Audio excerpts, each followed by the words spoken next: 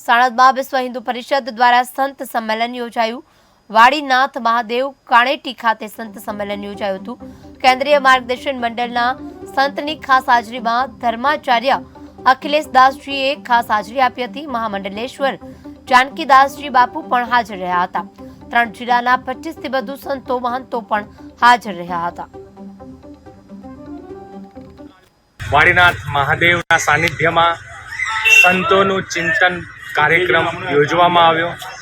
ગાંધીનગર વિભાગ અંતર્ગતના 3 જિલ્લાઓ ગાંધીનગર, વિરમગામ અને ધોળકામાંથી લગભગ 30 સંતોએ આમાં ઉપસ્થિતિ રાખી અને ચિંતન કર્યું અને જે આપણા પ્રશ્નો છે જેવા કે ધર્માંતરણ, લવ જેહાદ, સામાજિક સમરસતા, સંતોનું વિચરણ અને કુટુંબ પ્રબોધન, આ બધા જ વિષયોનું વિસ્તૃત ચર્ચા કરવામાં આવી।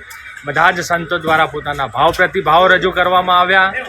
આ કાર્યક્રમના અધ્યક્ષ શ્રી પરમ પૂજ્ય પ્રાતઃસ્મરણીય મહામંડલેશ્વર શ્રી જાનકીદાસ બાપુએ આશીર્વચનમાં કહ્યું કે આપણે સૌ સંતો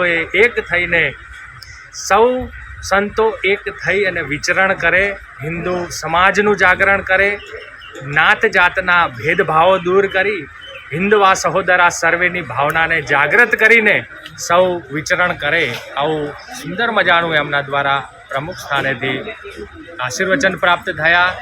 પાંડવકાલીન વાડીનાથ મહાદેવના સાનિધ્ય